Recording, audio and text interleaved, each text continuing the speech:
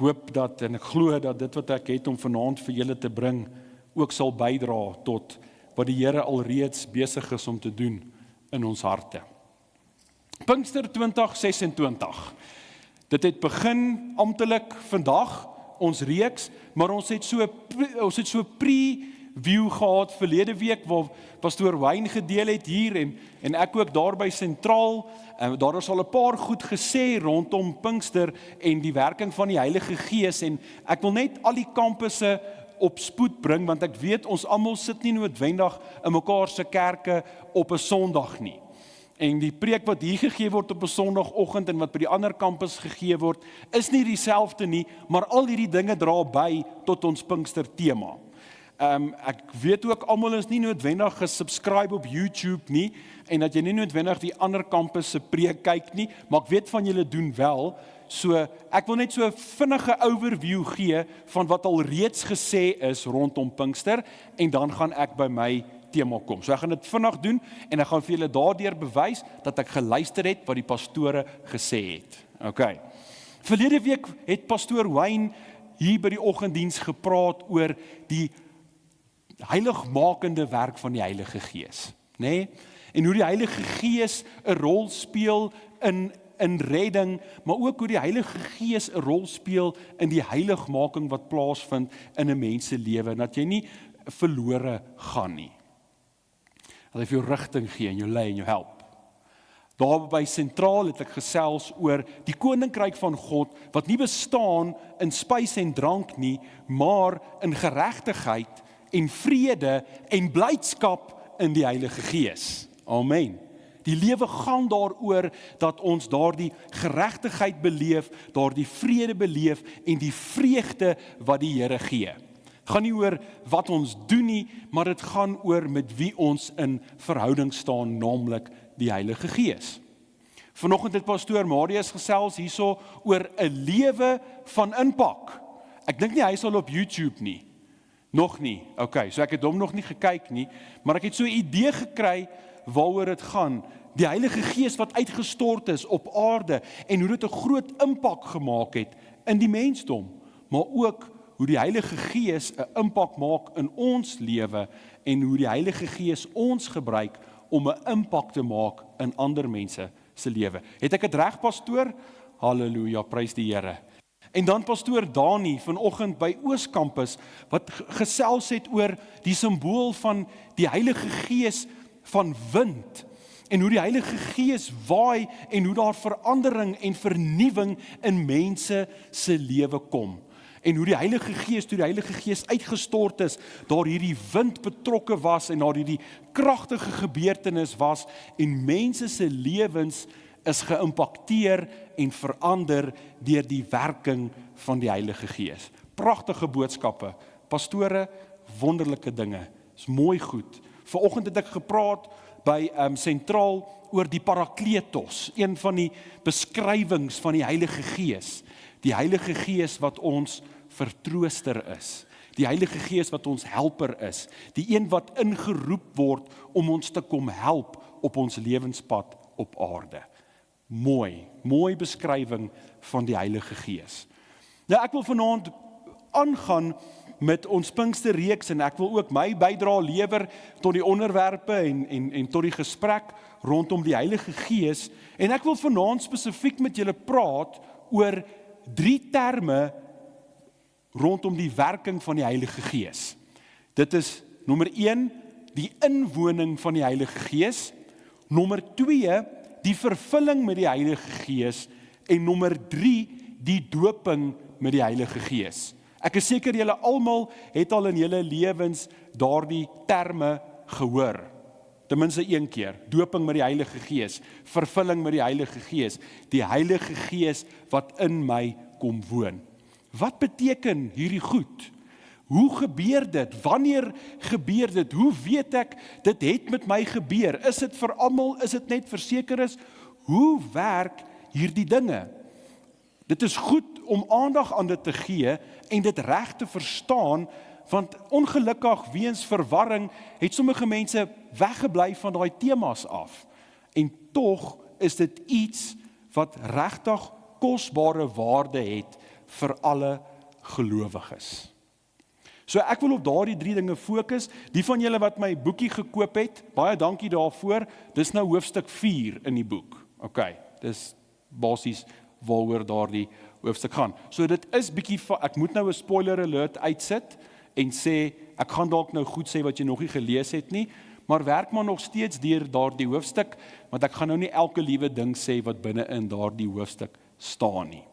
Nou kom ons begin en ons gesels oor die inwoning van die Heilige Gees. Waaroor gaan die inwoning van die Heilige Gees? Dit gaan daaroor, letterlik soos wat die stelling is, dit gaan oor die Heilige Gees wat binne in jou kom woon. Hoe kan die Heilige Gees binne in ons woon?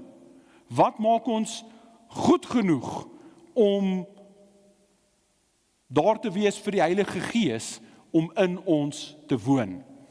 Paulus sê in 1 Korintiërs 3 vers 16, hy skryf, weet julle nie dat julle liggame 'n tempel van die Heilige Gees is nie, en dat die Gees van God in julle woon nie.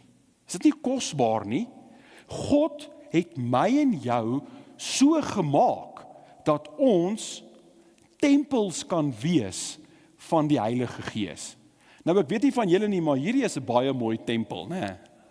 Ja, en julle tempels is ook beautiful, ek moet sê, hier van vooraf. In die Ou Testament lees ons dat Moses in die woestyn opdrag gekry het om die tabernakel te maak. En dit was 'n baie pragtige ding wat gebou is daar in die woestyn. En toe die tabernakel klaar gebou is en die ark van die verbond klaar gebou is, het die teenwoordigheid van God wat soos 'n wolk gelyk het, daardie tabernakel gevul. En die teenwoordigheid van God was in die tabernakel. En dit was so 'n heilige atmosfeer, dat die priesters nie altyd die vermoë gehad het om daar binne te kon staan nie, want die teenwoordigheid van die Here was swaar in daardie plek gewees.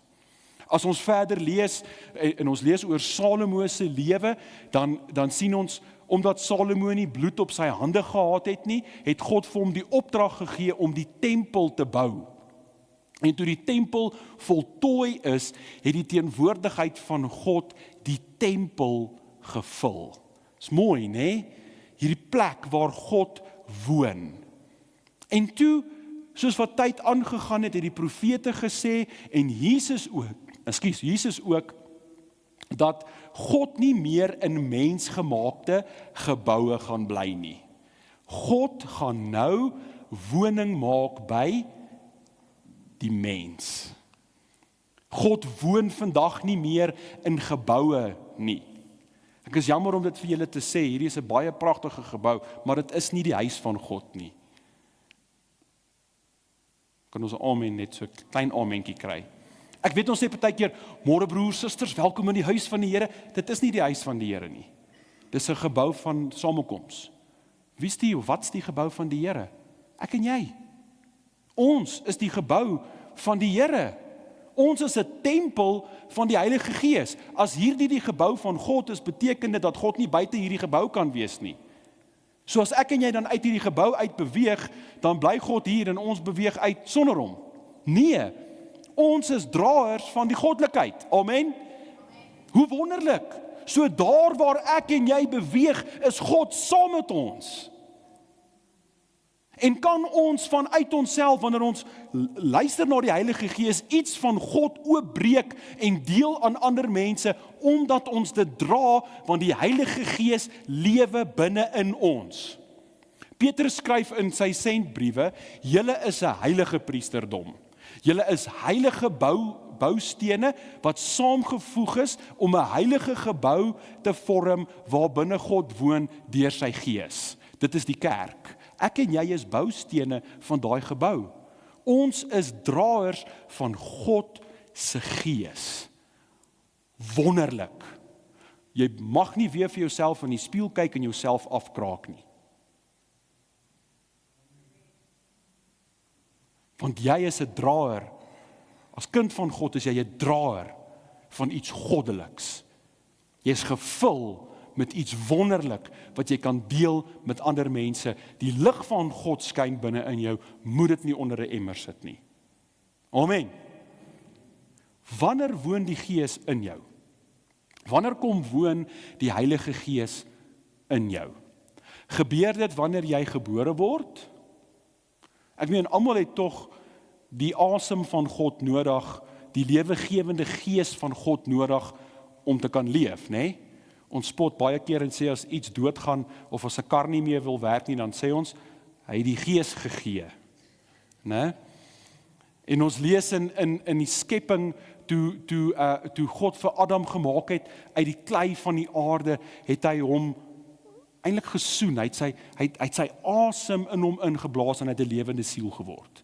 En ons moet vir mekaar sê, sonder die lewegewende asem van God kan ons nie leef nie.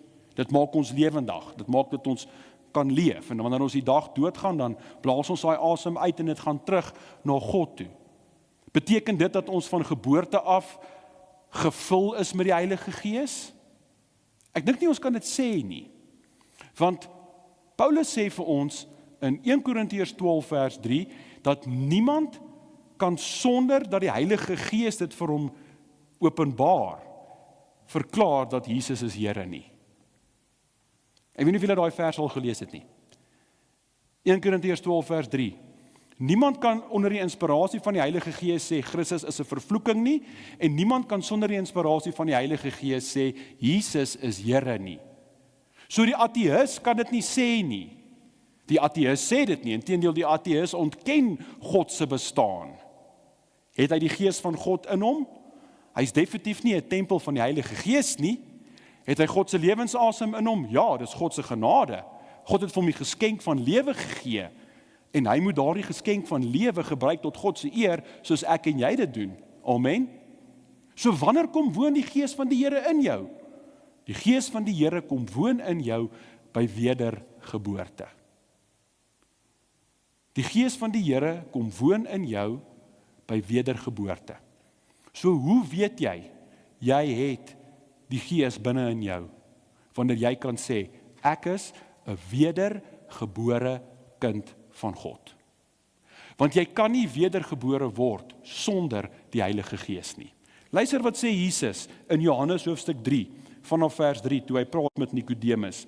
Hy sê, voorwaar, ek sê vir jou, as iemand nie weergebore word nie, kan hy die koninkryk van God nie sien nie.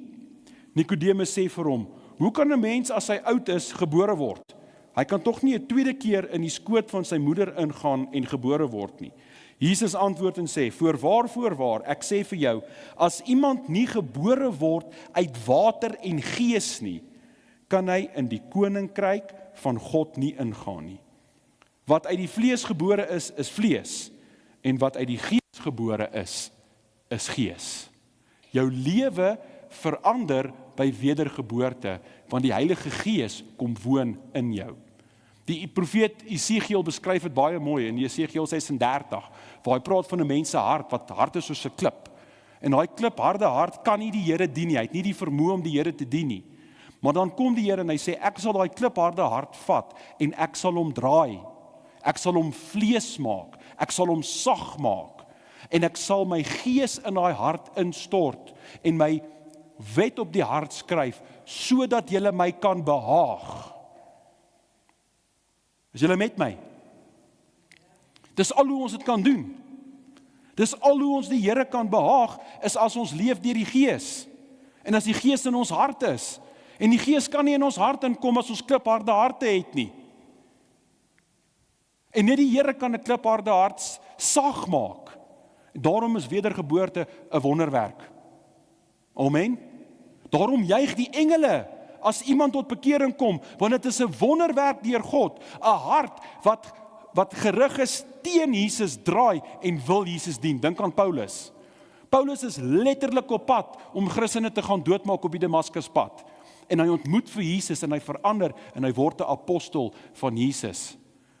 Hy het dit nie vooraf bedink nie, hy het dit nie vooraf besluit nie, inteendeel, hy was so pad om die volgers van Jesus dood te maak, en God het gesê, dit gaan nie gebeur nie, ek gaan jou hart verander, dit is 'n wonderwerk, prys die Here, jy wat vanaand hier sit en jy is gered, dis want daar het 'n wonderwerk in jou lewe plaasgevind, die Here het jou gered, want jy wat nie gered was nie, het 'n lewe gehad waar jy nie die Here gedien het nie, waar jy nie omgegee het oor hom nie, waar jy nie omgegee het oor goddelike dinge nie, want jy was te besig met wêreldse dinge, en in 'n moment het die Here jou verander.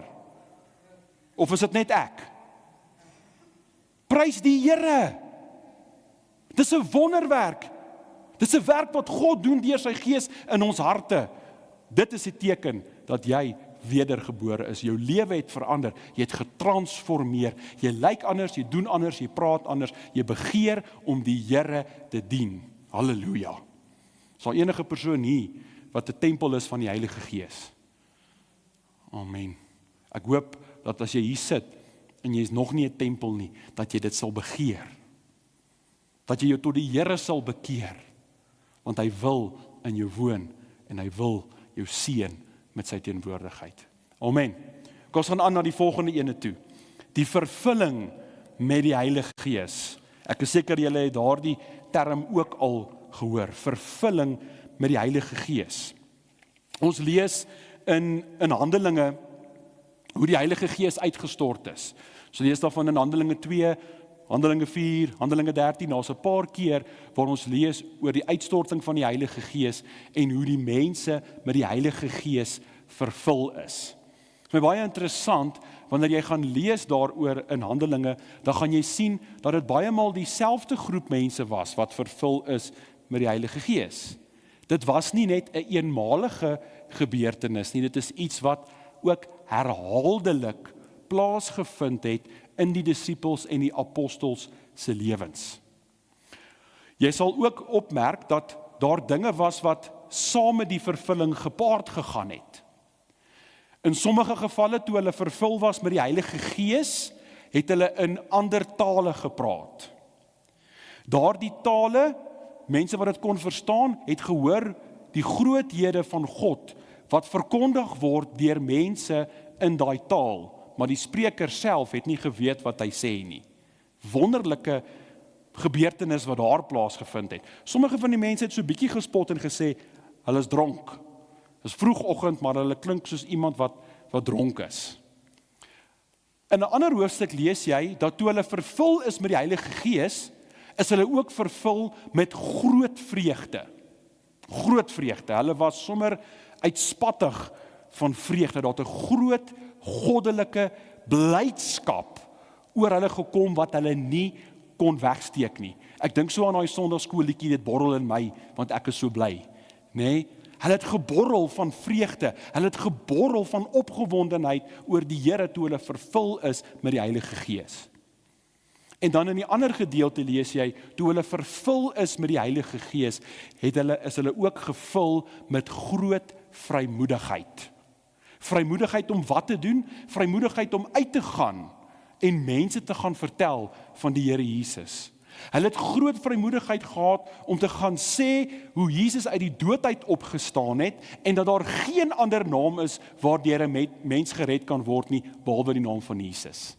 Hulle het daai boldness gehad om uit te gaan en dit te doen. Onthou hierdie selfde mense het 'n paar weke van tevore angsbevange in 'n kamer weggekruip. Hulle wou niks doen nie. Hulle was bang hulle sal doodgemaak word. Hulle het daar weggekruip en hulle het nie gedoen wat die Here vir hulle gevra het nie. En daar word hulle gedoop en vervul met die Heilige Gees en iets verander hier binne in hulle.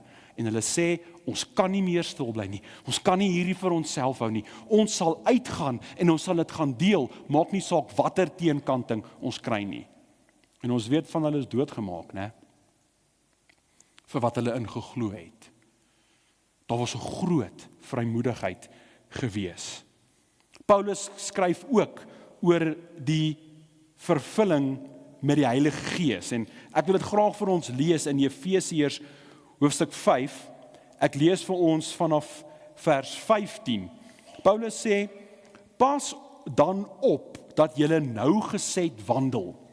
Nie as onwyse nie, maar as wyse, en koop die tyd uit, omdat die dae boos is.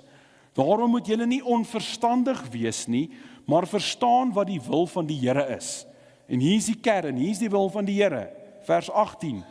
Moenie dronk word van wyn nie. Daarin is losbandigheid. Maar word met die Gees vervul. Spreek onder mekaar met psalms en lofsange en geestelike liedere, en sing en psalms sing in julle hart tot eer van die Here, terwyl julle God die Vader altyd vir alles dank in die naam van ons Here Jesus Christus, en aan mekaar onderdanig is in die vrees van God. Net weer vers 18. Moenie dronk word van wyn nie, daarin is losbandigheid, maar word met die Gees vervul. Daar gee Paulus 'n instruksie, 'n opdrag. Word met die Gees vervul. Dit is 'n opdrag, dit is die wil van die Here. Maar hier is iets snaaks vir my hier binne. Hy sê, word met die Gees vervul. So hy gee vir jou 'n opdrag van iets wat jy moet doen. Maar dit wat jy moet doen, is iets wat met jou moet gebeur. Hoor julle hom? Klink bietjie snaaks, né? Word met die Gees vervul. Doen iets, maar dit wat jy moet doen, moet aan jou gedoen word. Dit klink nie mekaar. Hoe werk hierdie storie? Dit het my so 'n bietjie 'n oomblik gevat om dit lekker te verstaan. Hoe verstaan ons dit? Ons verstaan dit deur die voorbeeld en die waarskuwing wat Paulus hier gebruik. Voordat hy sê, word met die Gees vervul, wat sê hy? Moenie dronk word van wyn nie, want daarin is losbandigheid. Hoe word jy dronk? Kom julle weet.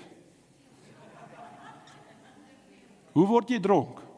Jy word dronk wanneer jy te veel alkohol drink. Hoe drink jy alkohol? Sommiges reguit uit die bottel uit, ander gooi dit in 'n glas. Maar dit behels dat jy die bottel of die glas vat, jou mond oopmaak, dit in jou mond sit en dit sluk. Is dit die drink wat jou dronk maak? Nee, wat maak jou dronk? Die wyn binne in jou. Jy kan nou nie sê dis die wyn se skuld nie, want jy het die wyn doelbewus in jou liggaam gesit.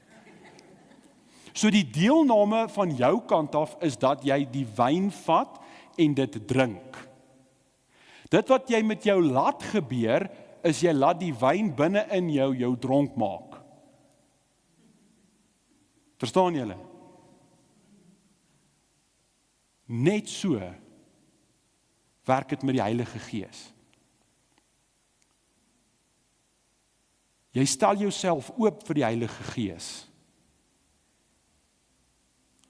om jou te vervul. Dit is 'n surrender. Dit is 'n oorgawe. Dit is 'n vertroue. Hoe weet jy iemand is dronk? Hoe tel jy dit op? Wat is die tekens? Jy tel dit op in hoe die persoon praat, en jy tel dit op in hoe die persoon optree. Jy kan hoor as iemand gedrink het, en jy kan hoor as iemand meer as 'n ander een gedrink het. En jy kan sien in die manier hoe hulle beweeg, hoe baie hulle gedrink het. Sommige van hulle het so baie gedrink, hulle kan nie loop nie. Ek gebruik dit as 'n voorbeeld om te illustreer die vervulling met die Heilige Gees. Hoe gaan jy weet iemand is vervul met die Heilige Gees? Hoe gaan jy weet jy's vervul met die Heilige Gees? Deur jou woorde en jou optrede.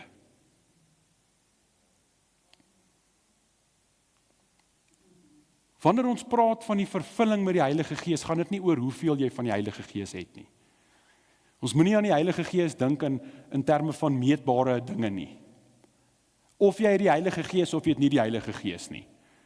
Jy het nie 'n bietjie van hom of baie van hom nie, jy het die Heilige Gees of jy het nie die Heilige Gees nie. Jy is of vervul met die Heilige Gees of jy is nie vervul met die Heilige Gees nie. Wanneer ons praat oor die vervulling met die Heilige Gees, gaan dit oor hoeveel beheer die Heilige Gees van jou lewe het. Dis waaroor dit gaan. So dit gaan meer oor beheer en oor oorgawe as wat dit gaan oor hoeveel ek van hom het. En daar sal 'n onderskeid getref kan word. Jy sal kan sien, sommige mense is meer oorgegee aan die Heilige Gees as ander. Hulle het nie noodwendig meer van die Heilige Gees nie, hulle is net meer surrendered. Hulle is net meer oorgegee. Hulle het net in hulself gesterf en hulle eie plannetjies eenkant gesit en gesê, Here, U wil en nie myne nie. So, jy gaan nie meer van die Heilige Gees kry deur ouliker goed te doen nie. Jy gaan nie meer vervuld leef deur oulike goed te doen nie. Jy gaan meer vervuld leef deur meer oor te gee aan die Heilige Gees. Dit is waaroor dit gaan by die vervulling. Jesus praat met die vrou by die Samaritaanse vrou by die put van Jakob. Ons lees daarvan in Johannes hoofstuk 4. En hy sê vir haar, wie ook al van hierdie put se water drink, sal weer dors word. Hulle wat deur werke hulself red, gaan nooit die redding kry nie. Maar hulle wat drink van die water wat ek hulle gee, hulle sal nooit weer dors word nie. So, hulle wat redding by Jesus kry, is ewig gered. So dit is die wedergeboorte. Dis die nuwe lewe in Christus, is wanneer jy van sy water drink, en jy word nooit weer dors nie. Dan gaan Jesus verder in vers 14 en hy sê, hierdie water wat julle drink sal soos 'n fontein word, van lewende water, wat uit julle uitborrel tot lewe. Dit is die vervulling met die Heilige Gees. Dis wanneer jy so vol word van die Gees, so oorgegee is aan die Heilige Gees, dat dit uitvloei na ander mense toe, en jy begin 'n blessing word vir ander mense. Waar is nie net die Heilige Gees hier by jou en jy wat die Heilige Gees beleef nie, maar jy wat deur die Heilige Gees beheer word en deur jou woorde en deur jou optrede seën jy ander mense, jy bou die koninkryk van God uit en God word verheerlik deur wat jy doen. Dit is die vervulling met die Heilige Gees. En God wil dit vir ons almal gee. En hy gee die instruksie vir almal, word vervul met die Heilige Gees. Waarvan is jou lewe vol? Waarmee vul jy jou lewe? Waarmee vul jy jou gedagtes? Wat doen jy? Ons moet aan daai dinge dink. Ons moet daai vrae vir onsself vra. Hoe gaan jy weet jy is vervul met die Heilige Gees? Kyk na jou woorde, kyk na jou dade, kyk na jou geestelike en emosionele aptyte. Waarvoor is jy lus? Waaraan gee jy aandag? Waarin volhard jy? Wat kom by jou mond uit? Wat kom by jou hart op wanneer die lewe jou so bietjie skud? As jy in daai situasie kom en jy besef, maar jy weet wat by my mond uitkom is nie goed nie, gee oor aan die Heilige Gees. Gee dit oor aan die Heilige Gees. As daar jaloesie opkom, gee dit oor aan die Heilige Gees. Sterf dit af. Word vervul met die Gees. Moenie jou hart vul met bitterheid nie. Moenie jou hart vul met hoogmoed nie. Vul jou lewe met die Heilige Gees. Die vrede van God, die liefde van God, sodat wanneer die lewe jou bietjie beginne druk, dat dit wat uitkom mooi en goddelik en suiwer is. Amen.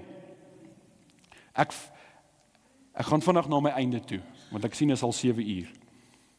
Die doping in die Heilige Gees. Kom ons spandeer gou 'n paar oomblikke oor die doping met die Heilige Gees.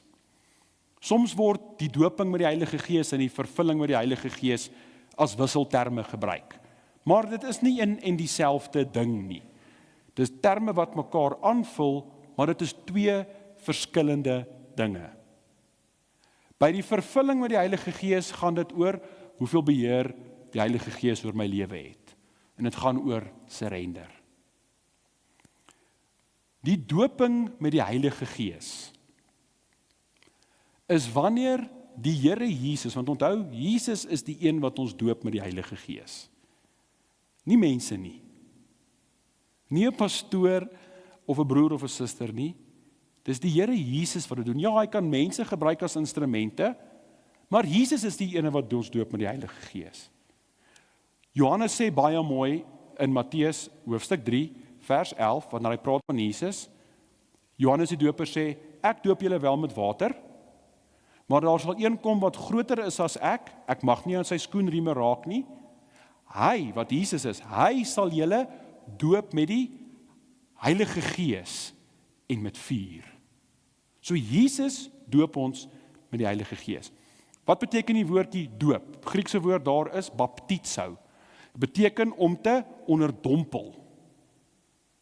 Om 'n ding te vat en hom heeltemal in te druk sodat hy omsingel en omring word deur dit waarin hy gedruk word. Vat jou beskuitjie, jou ou makkie. Wanneer jy jou beskuitjie doop, jy druk hom binne in die koffie. Hoekom? Want jy wil hê hy moet daai koffietjie opsuig en sag word dat jy hom kan eet. Om te doop, om in te sit. Die doping met die Heilige Gees is wanneer Jesus vir my en jou vat en hy doop ons, hy onderdompel ons in die sfeer of die riem of die atmosfeer van die Heilige Gees. En dan is dit juis vanuit daardie plek waar ons omring is deur die Heilige Gees, dat ons vanuit daardie plek uit die lewe aanpak. Is dit nie mooi nie? Dat ons vanuit daardie plek met intimiteit met die Here omsingel deur die krag van die Heilige Gees, omsingel deur die persoon, die wese van die Heilige Gees, dat ons vanuit daai verhouding met die Heilige Gees die lewe aanpak. En die bediening wat die Here vir ons gegee het, almal van ons, om sy getuies te wees, om dit vanuit daai plek te doen. En wanneer ons gedoop word met die Heilige Gees, gaan dit gepaard met wonderlike dinge. Toe die mense gedoop is met die Heilige Gees, het hulle in ander tale gepraat. Toe hulle gedoop is in die Heilige Gees, het hulle groot vrymoedigheid gehad. Hulle was nie bang nie. Hulle was nie skaam vir die Here nie. Hulle was nie skaam vir die evangelie van Jesus nie. Hulle het groot vrymoedigheid gehad. Hulle het krag gehad. Petrus se skaduwee val op 'n siek mens en die siek mens word gesond gemaak.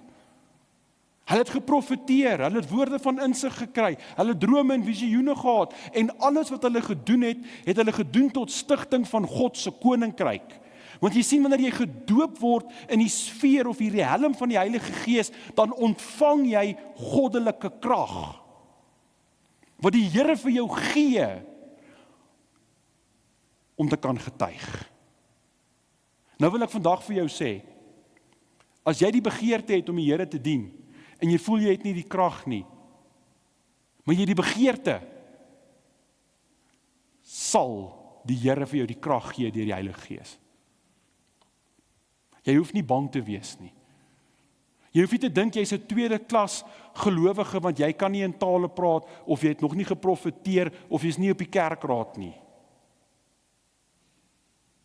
Want dit is nie die vereiste vir die doping en die vervulling met die Heilige Gees nie. Wat is die vereiste? Geloof. En 'n hart wat dit begeer. Die Here kan nie 'n honger hart ignoreer nie. Ek dink baie mense vandag is nie gedoop en vervul met die Heilige Gees nie, want hulle het nie 'n begeerte om iets te doen vir die Here nie. Want hulle is te gepla oor hulle eie koninkryk en hulle eie image. En in die proses voel jy nie goed genoeg nie. Waar die Here sê, jy is goed genoeg. En ek sal vir jou die krag gee as jy begeer. Dawid skryf dit in die psalms, God sal aan jou voorsien volgens die begeertes van jou hart. Maar hoeveel van ons begeer nog die krag van die Here? Hoeveel van ons begeer werklik om deur hom gebruik te word? Ons begeer mooi liggame, ons begeer baie geld, ons begeer aansien en allerlei aardse goed.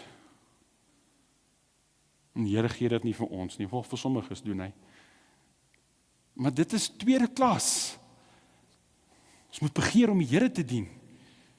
Ons begeer om iets vir hom te doen. Ons moet begeer om tot seën van ander mense te wees. Dan sal jy God sien werk in jou lewe. My vraag is vanaand vir jou, begeer jy dit? Soek jy na dit? Soek jy ernstig na dit? En soek jy na dit vir die regte rede? Want dit is ook belangrik.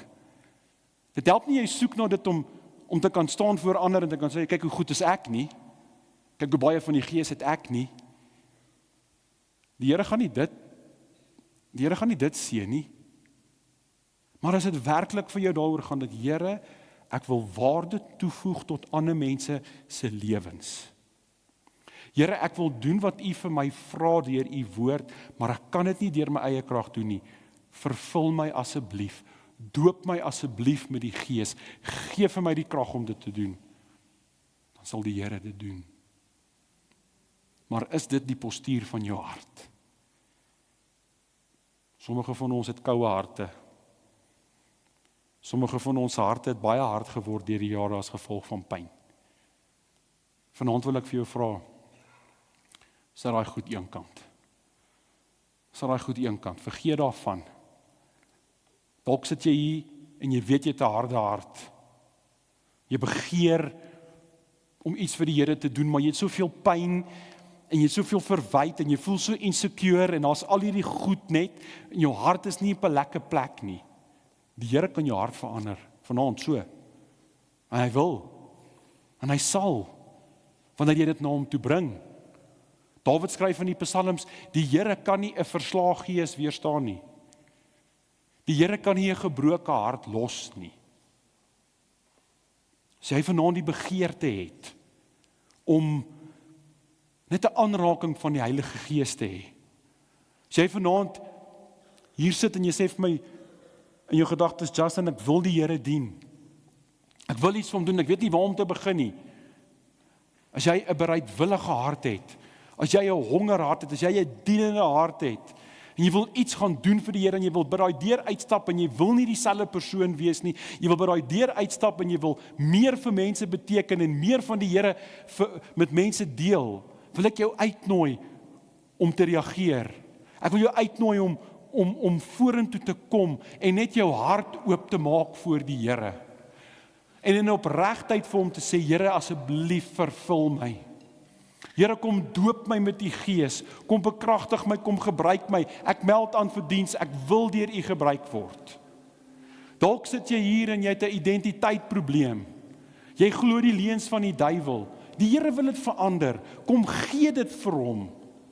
Kom gee dit vir hom en kom kry vanaand jou ware identiteit en jou ware roeping by die Here.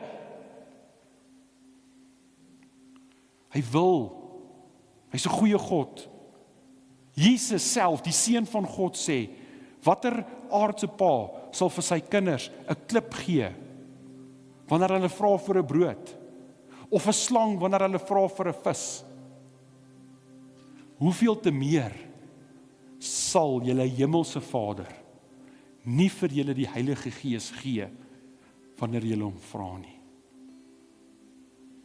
Ons moenie net een keer vra vir die Heilige Gees nie. Ons moet dit voortdurend doen. Here, vul my. Here, lei my. Here, wees by my. Ek het U nodig. Die Here wil in jou hart kom woon. Hy wil jou vervul. Hy wil jou laat drink van hierdie fontein. Hy wil hê dit moet uitvloei uit jou uit tot seën van ander mense. Moenie worry wat jy vir mense gaan sê nie. Moenie worry wat jy gaan doen nie. God sê, ek sal die Gees stuur om jou te help. Ek sal jou help. Dalk is daar iets wat jy vrees. Jy weet nie hoe om dit te hanteer nie. Kom los dit hier by die voete van die Here. en vertrou sy Gees om jou te help en jou te lei. Baie mense, baie kerke, denominasies glo God praat nie meer nie. Ek het 'n wake-up call vir almal van hulle. God praat nog steeds duidelik.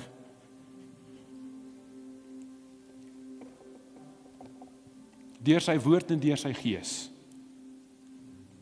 Wil jy luister? Dis waar die verskil lê. Luister. Raak stil. Maak tyd. Luister.